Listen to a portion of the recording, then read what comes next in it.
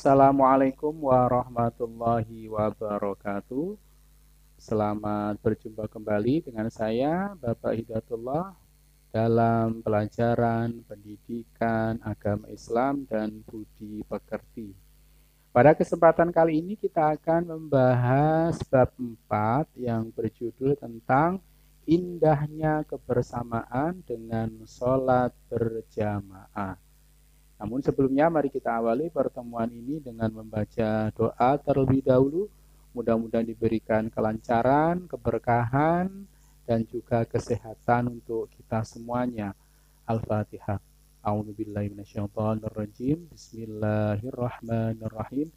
Alhamdulillahirabbil alamin, arrahmanirrahim, maliki yaumiddin.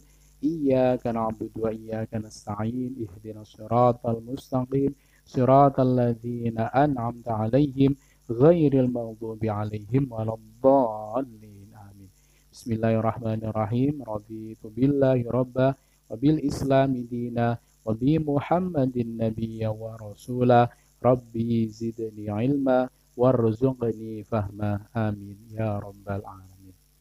Baik, ini adalah peta tentang konsep pembelajaran kita untuk materi ini. Yang pertama adalah indahnya sholat berjamaah. Ya, coba diperhatikan. Ini juga ada membiasakan sholat berjamaah, mempraktekkan cara sholat berjamaah, dan juga mempelajari dan memahami konsep tentang sholat berjamaah. Dan akhir dari materi tema kali ini adalah menerapkan sikap demokratis, toleran, kebersamaan, kerjasama, dan akhlak terpuji yang lain dalam kehidupan. Begitu ya. Selanjutnya apa saja yang kita pelajari? Coba ini perhatikan, renungkanlah. Masjid merupakan tempat beribadah umat Islam.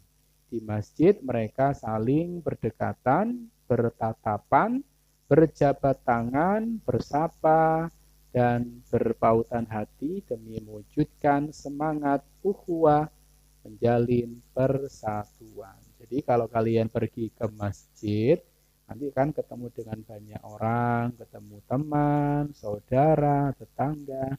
Nah, di sana terjadi interaksi, saling berdekatan, bertatapan, berjabat tangan gitu ya. Ini adalah hikmah dari pergi ke masjid dan sholat berjamaah. Rasa persatuan yang paling indah adalah persatuan dan kebersamaan orang sholat berjamaah. Sholat dipimpin satu imam, sama-sama bermunajat kepada Allah Subhanahu wa Ta'ala, membaca kitab suci yang satu, menghadap kiblat yang sama, dan mereka melakukan amal yang sama, ruku dan sujud kepada Allah Subhanahu wa Ta'ala. Ini adalah gambaran tentang sholat berjamaah di masjid. Coba diperhatikan, ini ada beberapa gambar atau foto yang bisa kalian perhatikan ini ya. Yang pertama ini adalah sholat berjamaah. Ada 3 siswa yang dipimpin salah satu temannya. Kemudian ada siswi yang sholat berjamaah bersama-sama.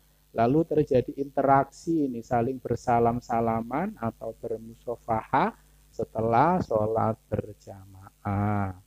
Ya. Kemudian apalagi ini? Ayo sholat berjamaah. Tahukah kamu apakah sholat berjamaah itu?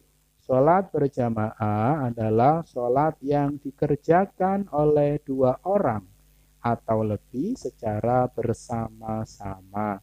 Dan salah seorang dari mereka menjadi imam, sedangkan yang lainnya menjadi makmum. Ini adalah pengertian dari sholat berjamaah. Jadi tidak perlu banyak-banyak ya. Minimal ada imam dan 1 makmum. 2 orang sudah cukup. Nah, sholat 5 waktu yang kita lakukan sangat diutamakan untuk dikerjakan secara berjamaah.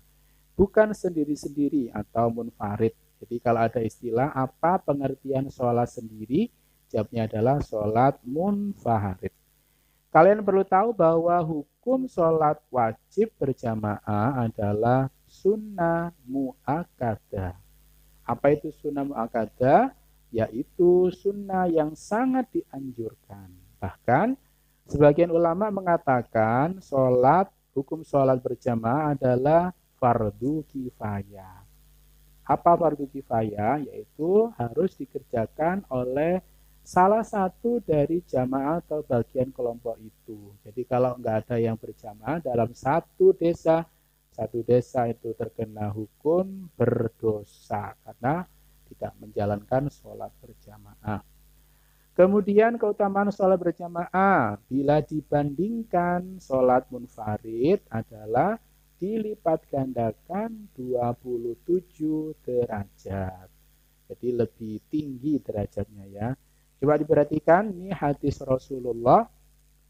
Ani bani Umar qala Rasulullah sallallahu alaihi wasallam. Salatul jama'ati tafdulu ala salatil fadhi bisab'in wa ishrina darajatin. Yang betul darajatan ini ya. Ya. Dari Ibnu Umar radhiyallahu anhu, Rasulullah sallallahu alaihi wasallam bersabda, sholat berjamaah lebih utama dibandingkan sholat sendirian dengan 27 derajat.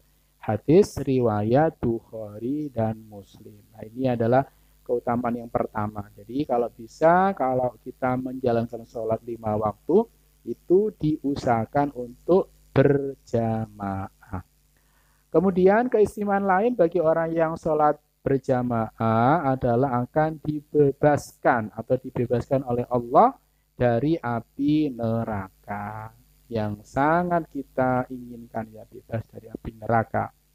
Coba diperhatikan, ini ada sebuah hadis dari Rasulullah SAW. An Anas bin Malik radhiyallahu anin Nabi sallallahu alaihi wasallam annahu kana yaqulu man shalla fi masjidin jama'atan. Nah, ini yang tadi salah tadi ya. Arba'ina lailatan la tafutuhu raqatul ula min sholatil isya'i kataballahu lahu biha itqan minan nar. Rawahu Ibnu Majah. Dari Anas bin Malik radhiyallahu an, dari Nabi Muhammad sallallahu alaihi wasallam, sesungguhnya beliau bersabda, barang siapa sholat di masjid dengan berjamaah selama 40 malam dan tidak pernah tertinggal pada rakaat pertama pada sholat isya, maka Allah akan membebaskan baginya dari api neraka.